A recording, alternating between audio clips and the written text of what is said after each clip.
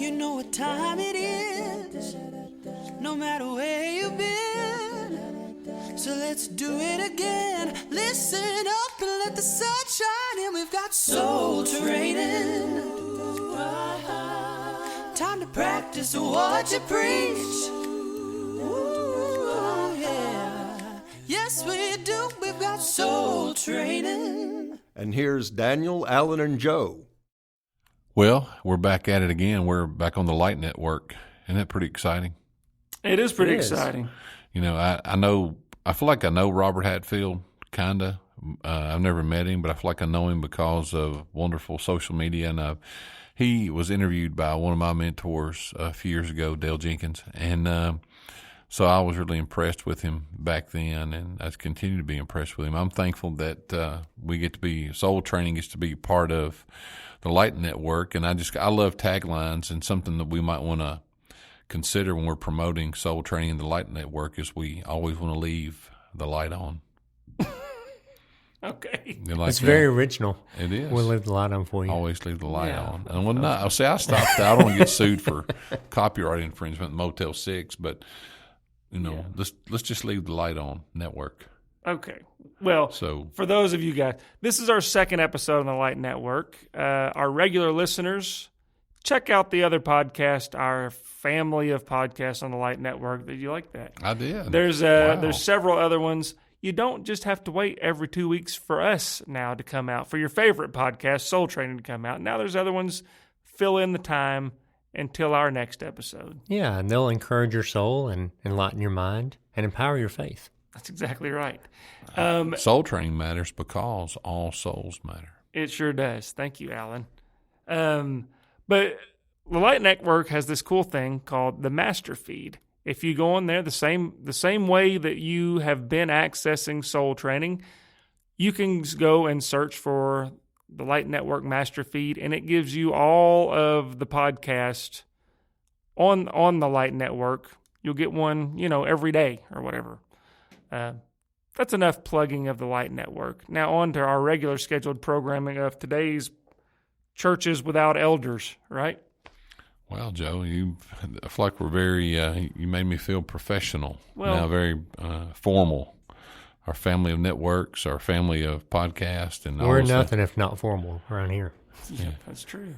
Say that again. I said we're nothing if we're not formal around here. We're nothing if we're not formal. I got to think about that one for a little bit. While I'm thinking, I do like our topic.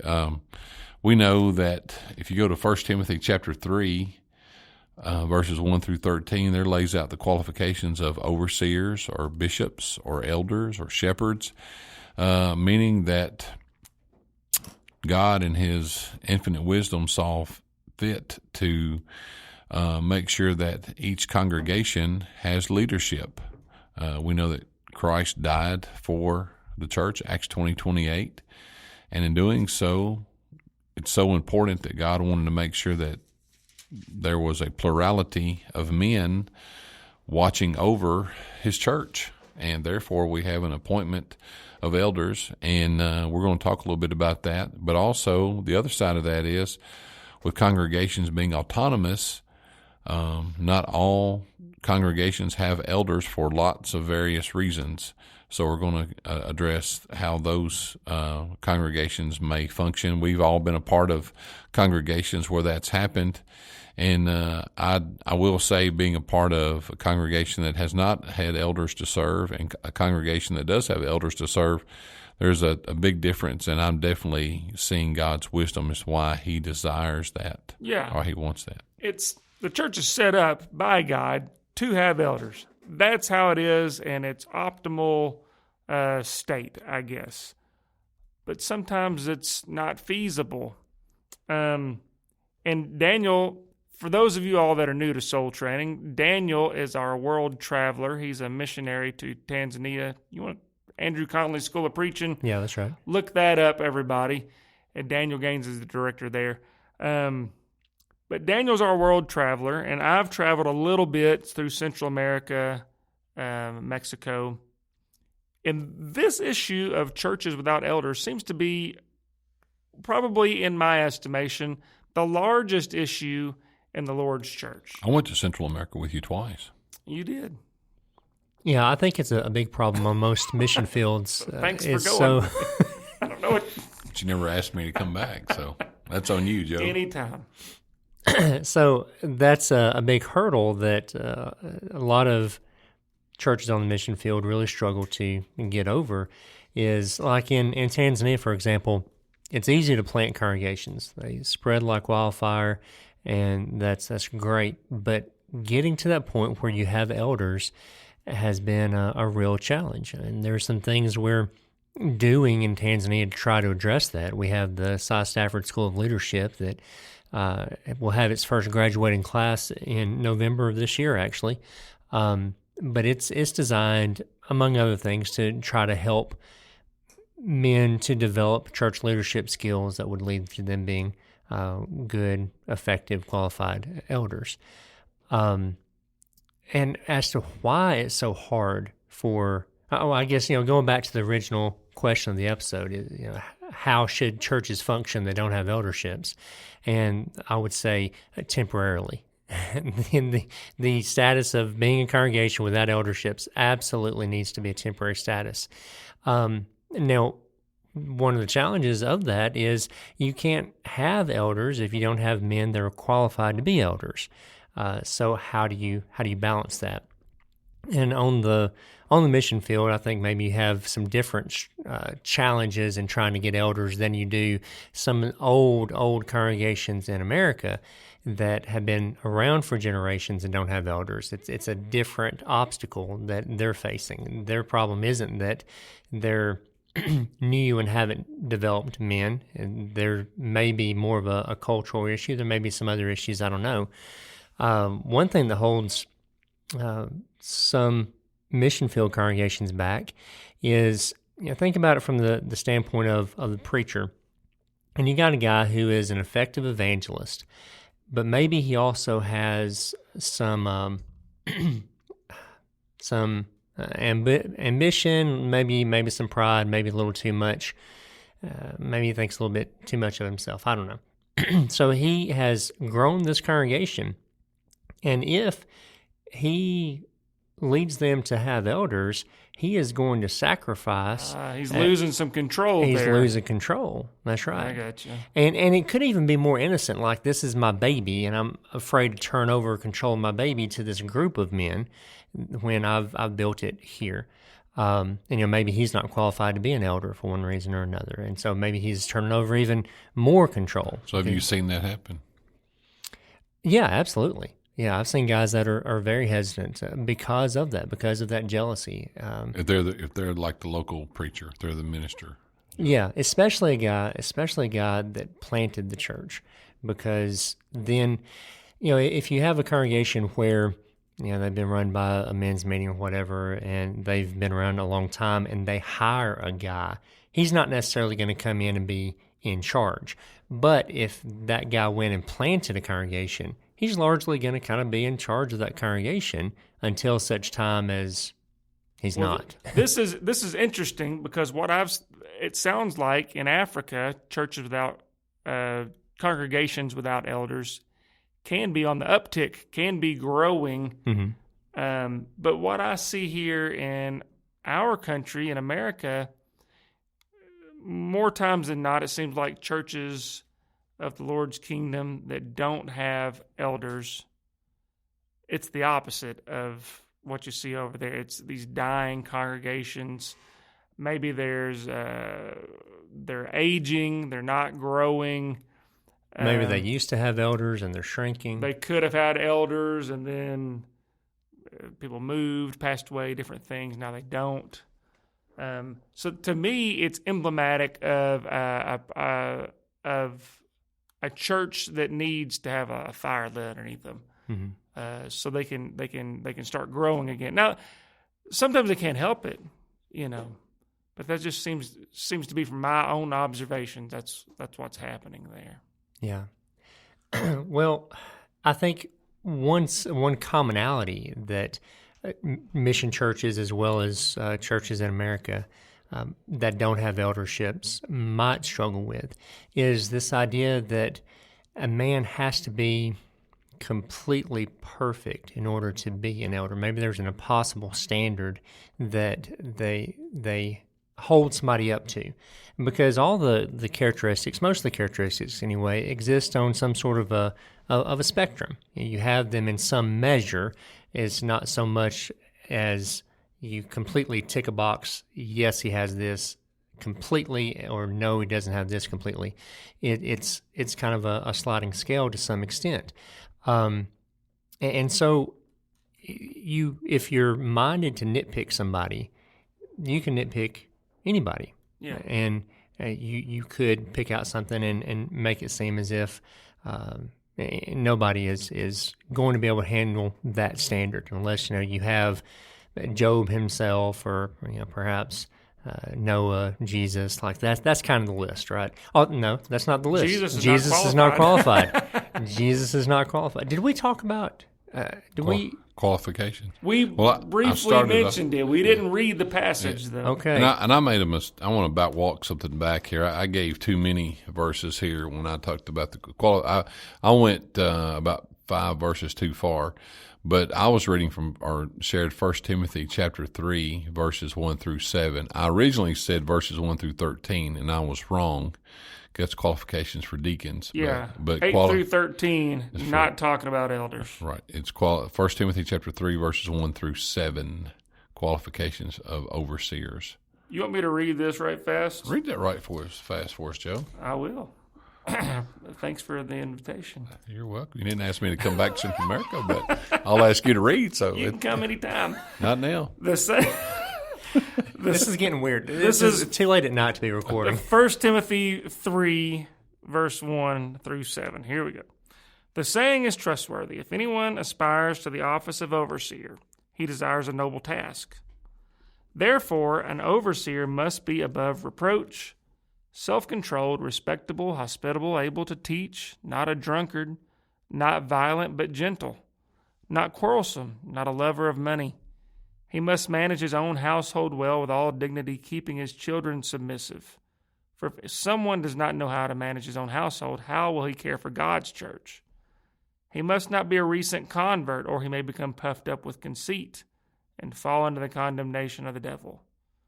Moreover, he must be well thought of by outsiders, so that he may not fall into disgrace, into a snare of the devil. And we'll stop right there before I start reading the qualifications for deacons. So that's what, when Daniel said Jesus wasn't qualified, Jesus never was married. Jesus never was married. Jesus didn't have believing children. So Jesus isn't qualified. Paul isn't qualified, right? So there you have two of the greatest leaders of the New Testament church not qualified to be elders. I wonder if that's what scares some people away, some men away. Well, that's what he was saying. Maybe There's so.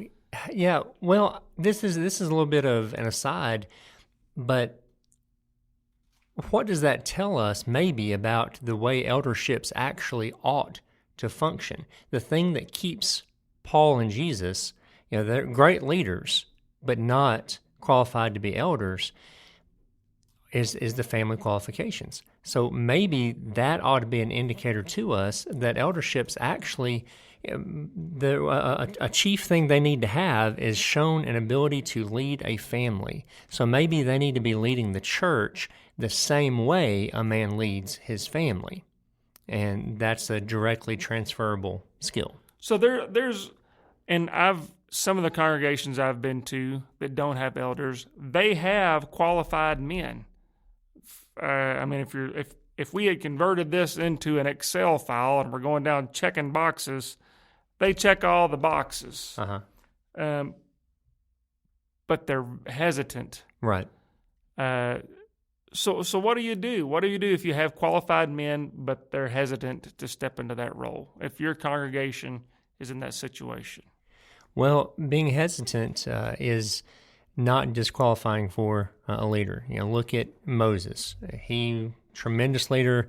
God very strongly had to press him into service. He made excuse after excuse, please find somebody else, until he actually, God seems to get aggravated at him because he keeps making excuses. And the passage you read there in 1 Timothy chapter 3, verse 1, I think is a verse that gets twisted significantly and makes a convenient excuse. Like you said, it's a trustworthy statement. If any man aspires to the office of an overseer, it's a fine work he desires to do. An overseer then must be, and then he begins to list. They add that as a qualification. They add desiring the work as a qualification, and that is not how that text reads. It does not say a man must desire the work. He says if he desires the work, it's a good thing that he's desiring to do. And then starts saying, here's what he must do. Is absolutely not a qualification that the man desire the work. Now, he has to be willing to accept it. Matter of fact, I mean, if somebody were overly desirous of it, you might worry a little bit that they're kind of power hungry. Yeah, what's their motives? Why are they? Yeah. Not that it's a bad thing to want to be an elder. I encourage men to want to be elders and to work towards training themselves that way. But you also don't want to be power hungry. But going back, this shouldn't be a standard that is absolutely impossible to achieve. Going back to Paul's very first missionary journey, his first missionary journey, he goes through these cities and establishes these churches, and then at the end of that missionary journey, he goes back through those same cities, appointing elders in every church. Acts chapter 14, verse 23. When they had appointed elders for them in every church, having prayed with fasting, they commended them to the Lord. So these were fairly new churches. This wasn't something, it wasn't like he came back 40 years later after they'd had time to raise a generation within the church. These were men that were able to meet these qualifications and serve as elders in the church for relatively young churches. So, painting with a broad brush, I know there may be different reasons for every congregation that doesn't have elders, but they must not be content not having elders. They've got to be actively working towards it. They have to see within themselves, this is a defect in our congregation. This is something that we are not doing according to the New Testament pattern. And so they need to be working to address that in an active way. And really that, I've got a congregation that's special to me that comes to mind. It's a family member's congregation that they're a part of, and I've kind of heard the point kind of massaged a little bit around a supper table or something, and it's like something you don't talk about. You just don't bring it up, but because the response you get is, well, that's already been tried. We've already talked to these guys. They just have no interest in doing it, so we're just going to keep doing what we're doing.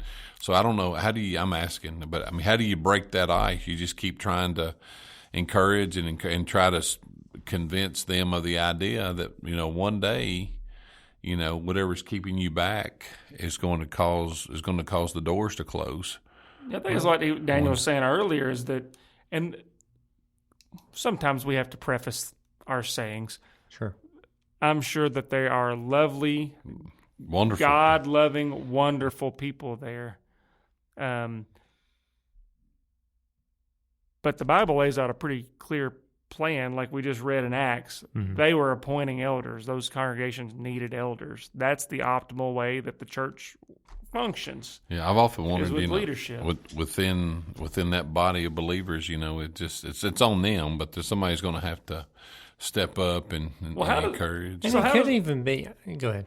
I was just going to say, how does that work? If I'm attending a congregation where there's no elders, but I think brother such and such, he meets all the requirements. He's a good leader. I can see him being a wonderful elder. And there's another guy, maybe he had already been an elder, but you need a plurality. Right. And another elder left, so that left them with one elder. So now they have no elders since they had one. So now they could have two. We could go to that brother and say, would you consider it? How does that work? if they go from, how do you go from no elders to elders? Does the congregation vote on that? Did the men vote on that? We haven't even talked about men's meetings, by the way. That's true. How do you install elders? We don't have Paul nowadays to go around doing that. You don't have Paul, but Paul wasn't the only one that did. Paul told Timothy to do that. So Are you saying if no elders exist, how do you get the first one? Yes. How do you get the First first two. one? I mean, Yeah. first two. And some people, Well, it's a two-part question. How do you convince this good brother to do that? And then if he says okay, where does it go from there? right. Well, as far as convincing him, you impress upon him the need, how important it is for the congregation to have elders. You try to address whatever his hesitations are. Why do you not want to serve? Is there some reason that you feel like you're disqualified? Can we talk about that and study about it? Maybe he is disqualified and knows that and doesn't want to bring that scrutiny on himself. He may have a good reason. So, dealing with those objections. But as far as the mechanics of putting him in there, the Bible kind of leaves that in the area of expediency. Some people have pointed to the guys we think about as being the first deacons over in Acts chapter 7, and these guys were put up from among the people. And so people have used that as a model for, well, that's how church officers are supposed to be filled, is the people are supposed to put them up. Now, on the other hand, you have the examples of Paul or Timothy going around and appointing elders in different congregations. So, maybe if you have a whoever has planted the congregation, as they're helping that congregation grow, they help them to install some elders. I don't know that it matters a whole lot, the exact mechanics of how you select and install the elder, so long as they do have a mandate from the people. They have to lead the people, and the people are going to have to be willing to follow them. If you've got half the congregation saying, no, I'm not. Exactly, then That may might not be the right disqualified. guy. Exactly. But from the mechanic side, somebody somewhere is going to have to get in a room, like say the three of us, and go, okay, guys, we're not qualified to be elders, but we're going to help with the clerical side. We're going to, type up a bio, and we're going to set some dates and have the preacher, maybe the preacher's involved in doing the presentation from the mechanic or technical side. Yeah, the preacher absolutely ought to be involved, because the preacher and elders need to be working hand in hand together. That needs to be a very, very close relationship. And Joe, you can correct me, but ultimately, I guess our big idea with this episode is, what happens to, what's the status of congregations without elders? I mean, how do we, if they have, I was thinking about the congregation, I'm thinking of, they obviously have some awareness. They've just kind of, the ones who are qualified just says not interested. So they just keep on and keep encouraging them and hoping maybe somebody somewhere will step up. I think that's what you do. But I think, you can go to heaven being in a congregation that doesn't have elders. But it's ideal if they do have elders. Yes, but if it's a congregation that doesn't even want elders, they're not working towards that, they're not striving towards that, they're intentionally skipping out on a part of the pattern. They're in error in doing that. That's the intentional part, and not you keep going, and but then I go back to Revelation, and I'm going, which church do they fall under? Yeah. Well, here's another possibility for somebody, especially in the Bible Belt or nearby anyway, is so this congregation has one guy that could serve as an elder, but nobody else, so they can't have an eldership because you need a plurality. But maybe there's another congregation 15 miles down the road that is, what if those two congregations joined? What if they merged? Would they have two guys that could serve as elders? I think that's a fairly good solution, because a lot of times, especially in our area, you're not too far from another congregation. Now, that is not, you've traveled all over the country and the world. That's not always the case. Right. We live in an area, we're in Kentucky, like Alan mentioned last episode. There's congregations everywhere. We've got lots of Christian friends who we don't necessarily worship at the same building with, but they've got elders too. I think that's a good solution. There's several congregations near us that don't. I think this, and I don't want to hammer on this one congregation, so I want to move on to this other point before we finish. But I think that's been talked about. But in our part of the world, we love our buildings, and I happen to know the preacher at this congregation really, really well. Well, I think we love being comfortable. And so if we've gone to the same place and my parents went to the same place and my grandparents went to the same place, that's easy for us to keep going there. We're comfortable. Well, and it can be emotional too. Like, hey, I and my parents put in a lot of sweat and money and effort building this and maintaining it and keeping it open. But you would hope that people had those same emotions would be like, okay, we need to make a move or we're going to be, gone one day. Right. So I mean, it's not even just, it is about that preservation, but it's not even just about that. It's about following the pattern. We need to be working towards elders. Because then do you become the lukewarm church? Are you the lukewarm church? So if you don't have elders, you need to be working towards elders. Yeah. Gotcha. Don't be content not having elders. Well, that's the takeaway. But we need to talk about one thing. We've got like 4 minutes. We haven't talked about men's meetings. There's no precedent for men's meetings anywhere, right? Where did this come from? Out of necessity? Yeah, just practicality and default. Because, kind of what else are you going to do? Men's meetings are awful. They're kind of like Winston Churchill once said, democracy is the worst form of government except for all the other forms.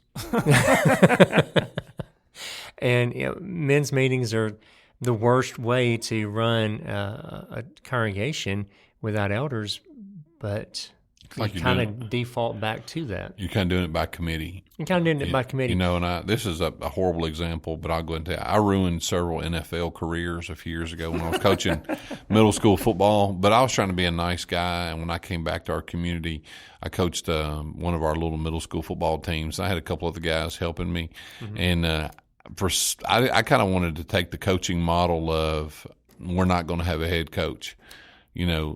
Each coach is going to have a responsibility in an area. And I had a parent, chide me once and said, you shouldn't be coaching the team. You shouldn't be coaching by committee. And, I see what he was saying. I still at the time, I liked my model better at the time, but I'm looking back, I wouldn't do that again. You got to have a tie-breaking vote. Yeah, well, you got to have somebody in charge. You Right. have a leader or leaders, and that's what God sees in the churches. He cares that much about you need leadership. And I wanted to read just one quote by Wayne Jackson. The title of his article in the Christian Courier, the late Wayne Jackson, says, "How should church business be conducted without elders?" And that's also the lead into this introduction. He says, when a church has no men qualified to serve in the role of elders, it must fall back to the next level of scripturally sanctioned authority. There are several passages that contain principles that apply to this situation. So it's just what Daniel said, that it's the next level, 1 Corinthians 11:3. But I would have you know that the head of every man is Christ, and the head of the woman is the man, and the head of Christ is God. Meaning, and I'll stop with that, is that the hence men's meetings, that by default the next level is you have men having men's meetings. So that's kind of a segue into that. You should give a warning though. We talked about this before we went before I hit record. Daniel, you've worked in places that have elders and worked in places as back when you were doing pulpit work full time, that didn't have elders, and you could tell a big difference in how things were done. Sure. And the organization, and my guess probably overall attitude of the men there. Yeah, without elders, sometimes elders not always great at making decisions either. But without elders, men's meetings tend to be especially ineffective ways of making decisions, and you wind up getting the man that just happens to be the loudest usually winds up kind of ruling things and has absolutely nothing to do with his spiritual qualifications. or you wind up doing everything strictly by vote, and you get people that have no lost the spiritual vote. depth at all, Yeah. that have as equal say as those that are very mature, spiritually minded people. And I've been in another congregation once where rural Kentucky, rural America, you have the congregation made up of several family members with the same last name, and that's fine, that's good, that's great. But I'm saying that they end up kind of like running the meetings. It's kind of, or you have someone who has the most cattle. Yeah. They're looked at as the most business-minded person. They're kind of a local statesman, a local leader. So then you have that model, Right. but it's getting away from the pattern.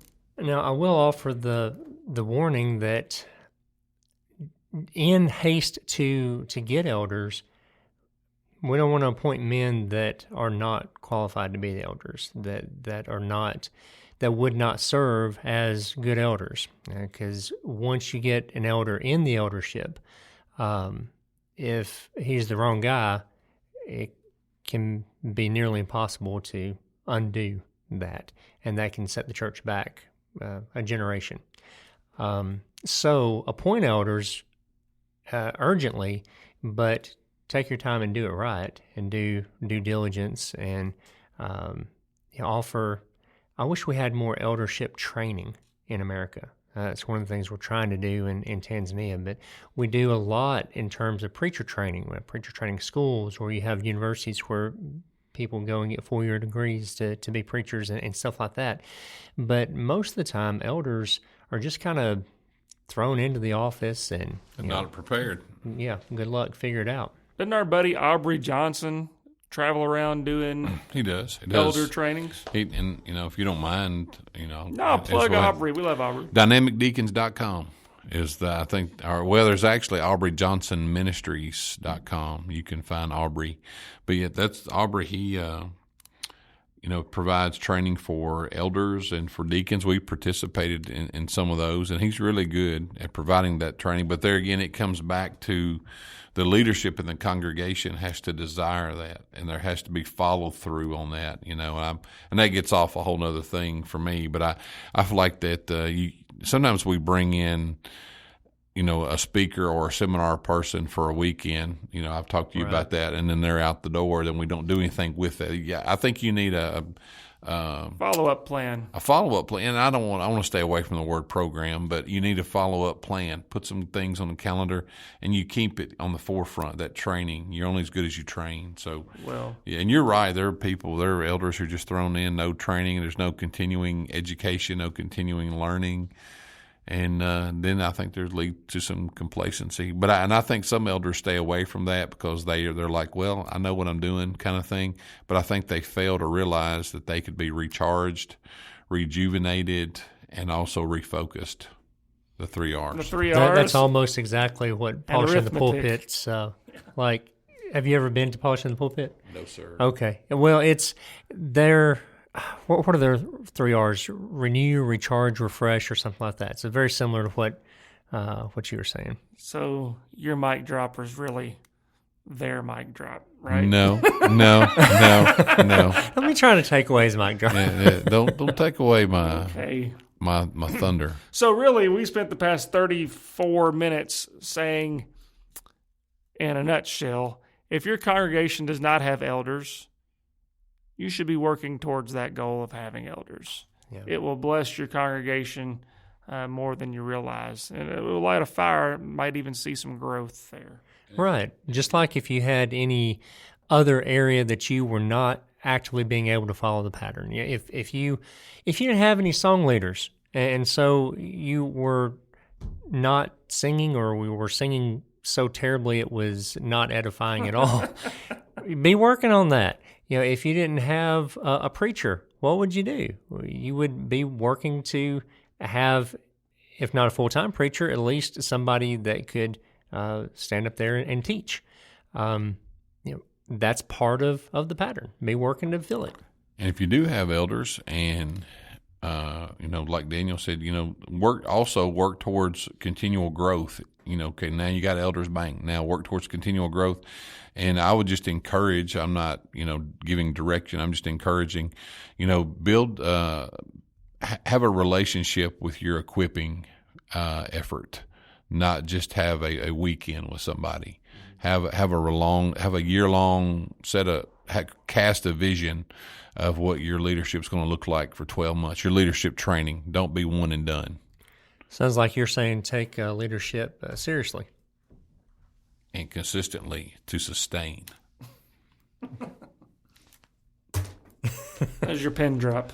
All right, Dano. Please. Well, that's I guess that's all we've got for today. Okay. Can you take us home? Absolutely. Dear listener, we would like your feedback. We would like for you to email us or Facebook us or reach out to us in some way. We can give you Joe's personal phone number if you want, and he can call him or whatever. That's fine if you want to. I tell you what, if while I've interrupted you, if you're enjoying the broadcast here of Soul Training, please go, like Daniel said, we've got Instagram, Facebook. Find us on there. Follow us on there. Do we have a MySpace? No MySpace. That was in 89 or 90, I think. It's a long time ago.